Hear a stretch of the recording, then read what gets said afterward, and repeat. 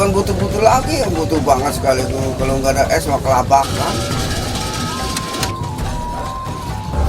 Biaya yang paling tinggi dalam laut adalah terkait dengan BBM dan es itu sendiri. Ikan ini dilakukan pembekuan di ABF-nya, dari ABF-nya disimpan di cold storage sebelum dikirim ke Jakarta.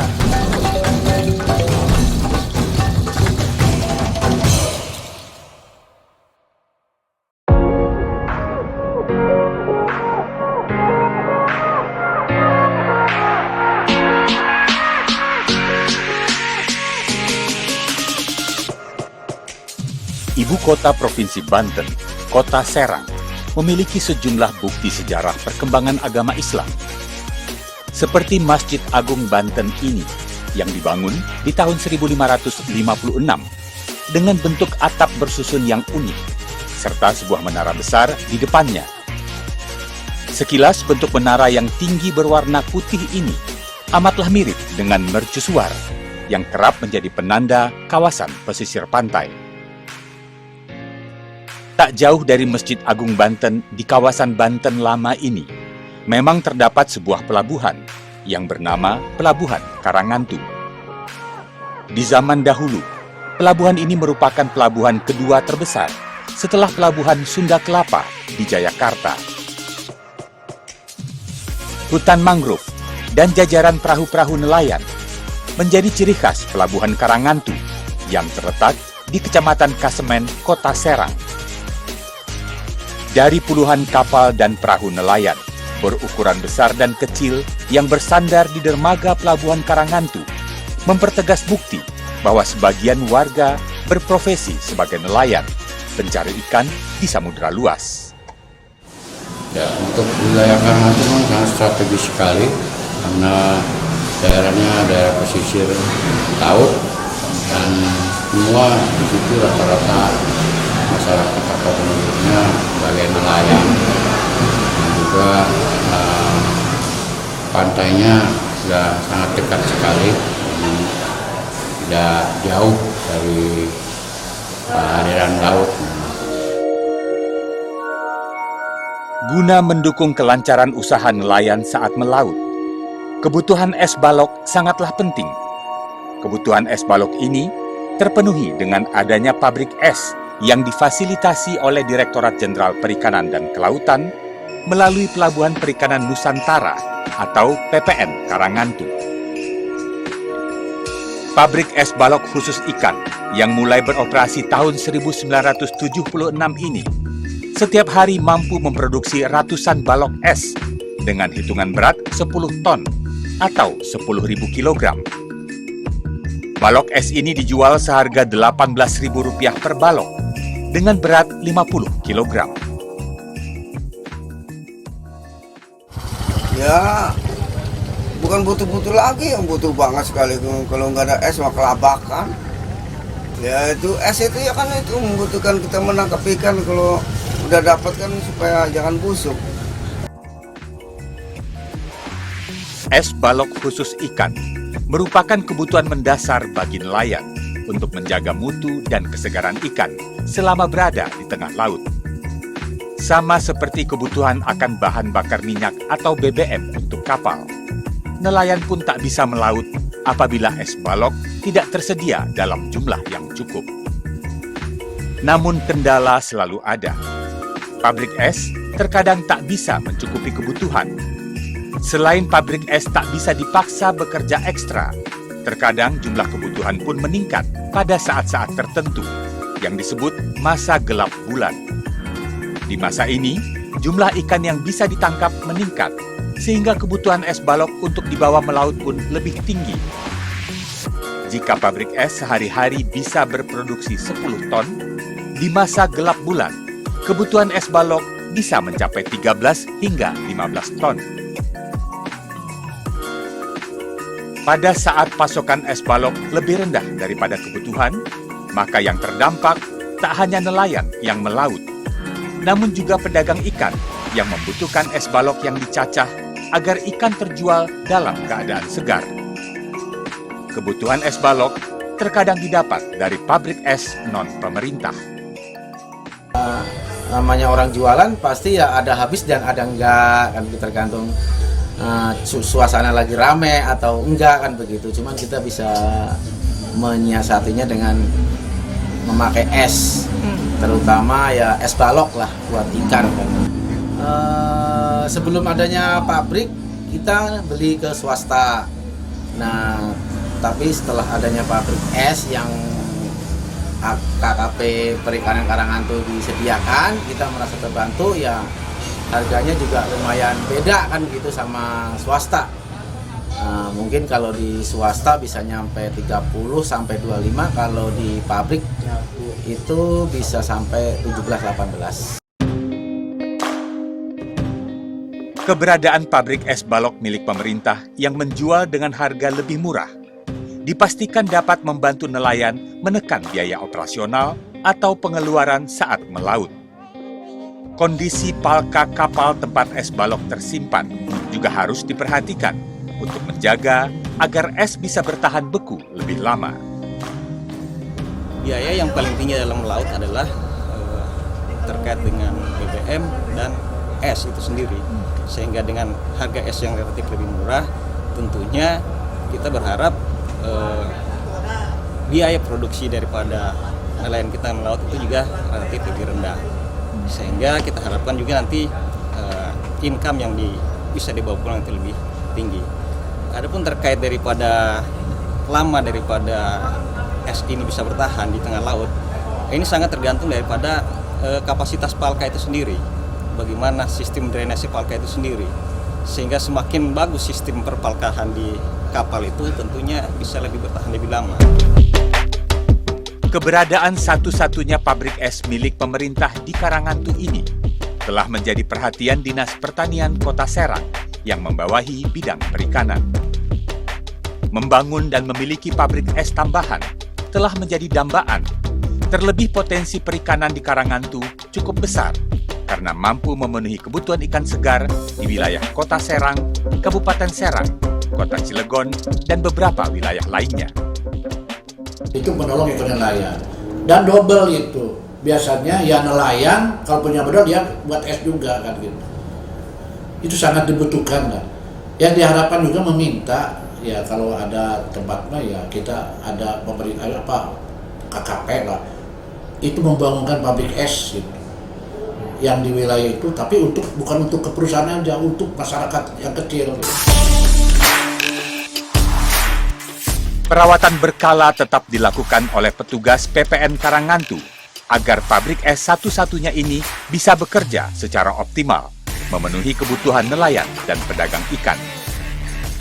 Jika di Serang, Provinsi Banten, kebutuhan es batu cukup tinggi, maka di Padang, Sumatera Barat, pemerintah membangun cold storage sebagai salah satu upaya agar ikan tetap segar.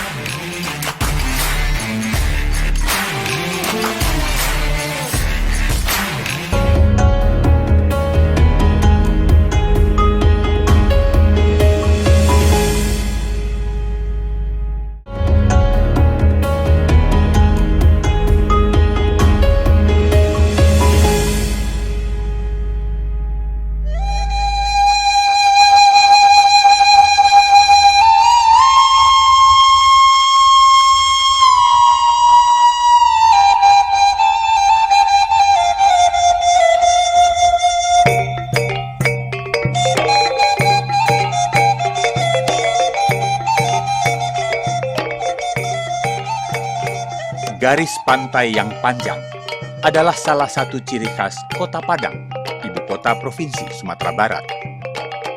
Berbatasan langsung dengan Samudra Hindia, Kota Padang merupakan kota terbesar di sepanjang pantai barat Pulau Sumatera.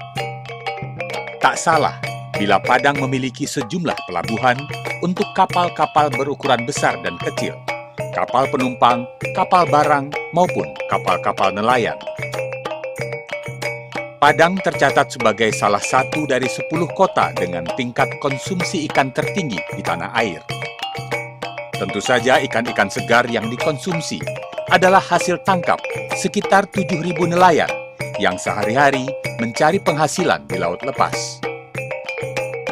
Hasil tangkapan nelayan tak hanya untuk warga Kota Padang saja. Sebagian dikirim keluar kota, bahkan keluar provinsi.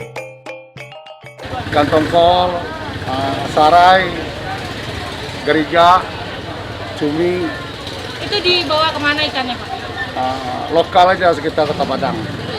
Biasanya kalau hasil dari nelayan pasir Jambe itu penjualannya itu secara lokal, sementara untuk khusus Padang, terutama untuk daerah Pasundan Tigo sendiri, Kak. Jadi hasilnya itu ada yang beberapa dikirim keluar daerah, bukannya ekspor, tetapi ke daerah ya, Pekanbaru, Jambi, atau Bukit Tinggi. Untuk menjaga kesegaran ikan, para nelayan membawa balok-balok es dalam palka kapal.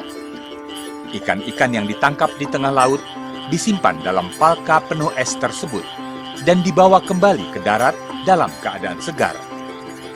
Balok-balok es ini dihasilkan oleh PT Perikanan Nusantara, Perinus Persero, cabang Padang. Dengan daya produksi mencapai 30 ton per hari, perusahaan BUMN ini mampu mencukupi kebutuhan nelayan maupun para pedagang ikan yang membutuhkan es balok untuk menjaga ikan tetap segar dan berkualitas. Memilih ikan segar untuk dikonsumsi telah menjadi kebiasaan masyarakat di Kota Padang, Sumatera Barat.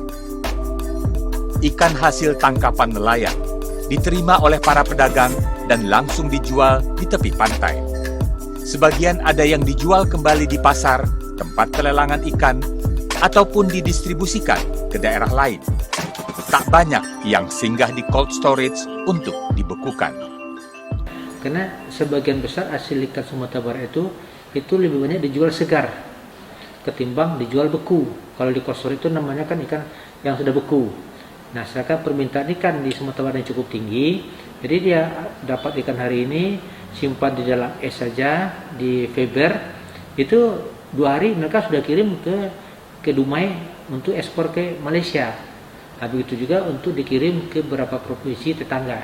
Jadi lebih banyak penyimpanan itu menggunakan Faber saja para nelayan kita.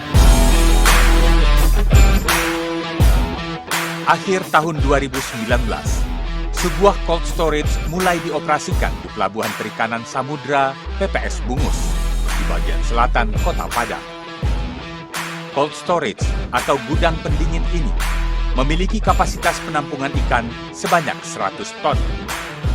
Cold storage yang dibangun oleh Kementerian Kelautan dan Perikanan bertujuan untuk menjaga sistem rantai dingin ikan-ikan tangkapan nelayan, seiring dengan meningkatnya hasil tangkapan dan terbukanya pasar ekspor. Belum maksimalnya pemanfaatan cold storage ini tidak hanya karena jalur penjualan langsung ikan segar dari nelayan ke pedagang dan pembeli, namun juga dipengaruhi oleh jenis ikan yang menjadi minat pasar ekspor. Seperti ikan layur yang secara kolektif didapat dari beberapa nelayan. Menyimpan ikan layur di cold storage untuk dibekukan sebagai komoditas ekspor adalah pilihan terbaik yang menguntungkan. Membantu sekali, Bu. Sangat membantu. Masalahnya ini kita kan kalau untuk berdiri sendiri nggak mungkin kita untuk membangun seperti kayak begini, Bu. Makanya kita gunakanlah dari prasarana pemerintah itu kan. Nah, bisalah kita gunakan jadi untuk membantu sendiri. Apalagi nelayan-nelayan kecil terbantu juga di sini. Sementara sekarang sejak Januari 2020 itu kebanyakan hasil tangkapan ikan berupa ikan layur dan beberapa jenis ikan lain. Rata-rata setiap bulan hingga September 2020 itu hampir 30 tonan setiap bulannya.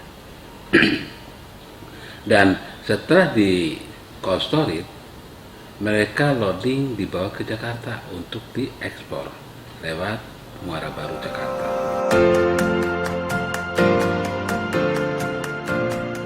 Sosialisasi dan kerjasama harus ditingkatkan, khususnya antara pengelola cold storage dengan para nelayan. Penyempurnaan regulasi dan peningkatan sinergitas antara pemerintah pusat dan daerah diyakini akan dapat mengoptimalkan pemanfaatan cold storage yang ada di PPS Bungus ini. kapal-kapal besar yang menangkap ikan di Samudra Hindia disarankan untuk membongkar hasil tangkapan di Pelabuhan Perikanan Samudra Bungus, sebab dapat memperpendek rantai distribusi serta dapat mempersingkat waktu. Kalau mereka bongkar di sini, kemudian mereka masuk ke CS misalnya, kemudian dibawa ke Jakarta lewat darat, cukup 2 hari 2 malam. Daripada mereka menangkap di Mentawai, kembali ke Jakarta, itu hampir 5 hari, 5 malam. Tentunya biaya akan lebih tinggi. Begitu. Bagaimana negosiasi yang mungkin bisa dilakukan oleh Pemda khususnya, begitu, Jakarta bisa membuka peluang itu. Nah, pusatlah yang mendorong di mana pelabuhan pangkalannya. Ada yang didorong di Pelabuhan Bungus, ada di Muara Baru, ya kan? Itu tergantung pusat. Nah, harapan kita memang kepada pemerintah pusat, kiranya kapal-kapal ikan yang di atas 30 GT yang menangkap di Samudra Hindia, itu harapan kita tuh dia itu membuka ikan di Sumatera Barat. Tapi karena ini tidak menjadi kewenangan kita, yang memberikan izin pusat, ya kan? Nah, sehingga mereka juga ada yang nangkap di Samudra Hindia, mereka bawa ke Muara Baru, ke Jakarta. Sebagian besarnya demikian. Potensi laut yang tak ada habisnya adalah kekayaan alam yang dapat digunakan untuk meningkatkan ekonomi dan kesejahteraan. Limpahan berkah berupa ikan-ikan aneka rupa merupakan hasil kerja keras para nelayan yang harus selalu terjaga kesegarannya.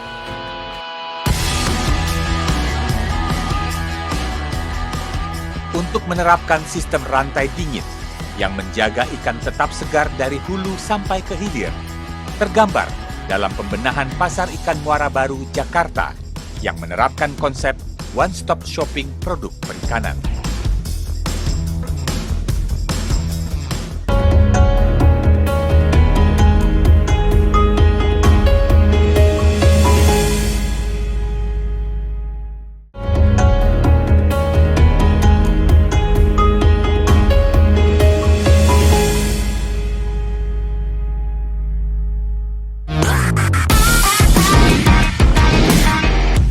Kementerian Kelautan dan Perikanan tak pernah berhenti mendorong bisnis perikanan, sebab Indonesia adalah negara maritim yang memiliki potensi perikanan laut yang sangat besar. Di tahun 2019, produksi perikanan tangkap dalam negeri ada di angka 7,53 juta ton. Jumlah ini baru mencapai 60% dari potensi perikanan yang ada. Ketersediaan sarana dan prasarana sistem rantai dingin sangat diperlukan, terlebih di Jakarta sebagai pusat industri perikanan. Komitmen pemerintah mendukung industri perikanan diwujudkan dengan menyediakan cold storage atau gudang pendingin di Muara Baru, Jakarta. Cold storage yang berfungsi untuk menampung ikan yang berasal dari sentra-sentra produksi dikelola oleh salah satu BUMN PT Perikanan Nusantara atau Perinus Persero. Di mana kami selama ini melakukan penyerapan ikan dari teman-teman nelayan itu di seluruh pulau ya atau seluruh Indonesia. Nah, kemudian di mana sebagian ikan itu kita bawa ke Jakarta. Dan di Jakarta ini yang kita distribusikan. Terkait dengan itu, kami juga mendapatkan penugasan dari pemerintah melalui Kementerian BUMN untuk melakukan penyerapan ikan itu.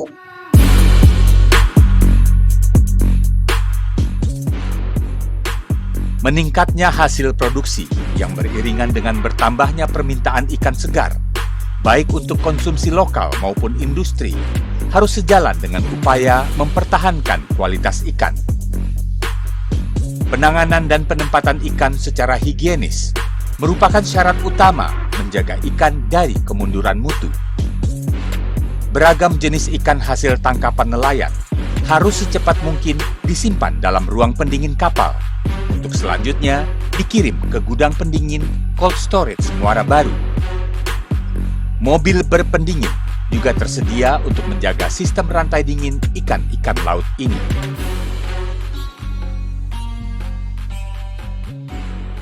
ikan ini dilakukan pembekuan di ABF-nya, dari ABF-nya disimpan di cold storage sebelum dikirim ke Jakarta. Dikirim ke Jakarta itu melalui reefer kontainer, di mana reefer kontainer ini berpendingin, dia di atas 17-20 minus derajat Celcius. Nah, dari reefer kontainer ini itu dibongkar lagi sebelum disimpan ke gudang, itu dibongkar dengan temperatur gudang cold storage itu sendiri ada di 25-30 minus derajat Celcius. Ini yang ada, sehingga mata rantai daripada ikan ini, mutu ikan itu sudah terjamin. Ya, karena dari awalnya ikan sudah beku sampai ke penyimpanan gudang itu dalam posisi beku juga. Cold Storage Muara Baru yang dibangun pemerintah di tahun 2018 memiliki kapasitas 1.000 ton. Di tahun 2019, di lokasi ini dibangun cold storage tambahan dengan kapasitas yang sama. Selain Muara Baru, di tahun 2018, pemerintah membangun 5 cold storage dengan kapasitas 30 sampai 1.000 ton, yaitu di Kabupaten Bangka Tengah, Kabupaten Subang, Kabupaten Gunung Kidul, Halmahera Barat, dan Fakfak di Provinsi Papua Barat. Sebelumnya, sepanjang tahun 2016 dan 2017, pemerintah juga membangun cold storage di berbagai tempat di tanah air. 17 lokasi memiliki cold storage dengan kapasitas 50 sampai 100 ton. Dibangun di tahun 2016. Dan 14 lokasi dengan kapasitas cold storage sebesar 100 hingga 200 ton dibangun di tahun 2017. Cold storage Muara Baru dibangun berbeda dengan cold storage lainnya. Gudang pendingin di Kecamatan Penjaringan, Jakarta Utara terintegrasi dengan pasar ikan modern pertama di Indonesia yang diresmikan pada Maret 2019 lalu. Sejumlah perubahan dan pengembangan dilakukan secara bertahap di pasar ikan Muara Baru yang sudah ada sejak tahun 70-an ini. Pasar ikan modern diresmikan dengan mengedepankan konsep higienitas dan one-stop shopping produk perikanan.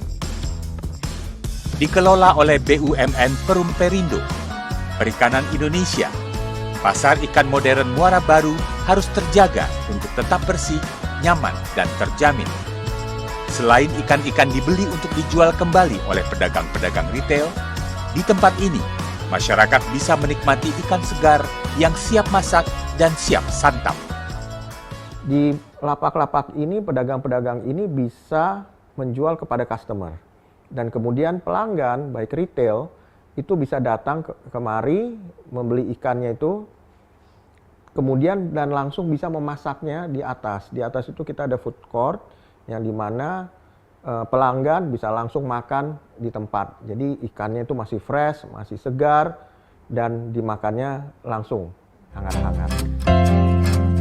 Setiap hari masyarakat datang untuk memilih dan memilah ikan-ikan segar sesuai kebutuhan dan keinginan. Tempat yang nyaman menjadikan pembeli bisa memilih dengan bebas, serta membandingkannya dengan tempat-tempat lain. Kalau di sini tuh varietas ikannya lebih lengkap, itu lebih banyak, terus juga lebih bersih dibandingkan dengan pasar ikan yang ada di Jakarta selain di sini. Terus juga harganya pun juga bisa lebih murah dibandingin dengan pasar ikan yang lain. Kalau saya di sini terus terang nyaman belanja di sini. Terus kalau kita mau memilih ikan yang seger, kalau saya lihat insangnya. Kalau insangnya masih merah, ya itu berarti seger, itu aja. Muara Baru adalah pelabuhan perikanan terbesar di tanah air. Kini kehadirannya terasa semakin lengkap dengan keberadaan pasar ikan modern yang memberi warna bagi citra produk perikanan dan kelautan di Indonesia. Kehadiran cold storage di berbagai daerah yang melengkapi beroperasinya pabrik-pabrik es balok membuka peluang bertambah besarnya daya serap ikan tangkapan para nelayan. Menjaga kesinambungan sistem rantai dingin juga bermanfaat agar mutu ikan tetap terjamin untuk konsumsi maupun untuk industri.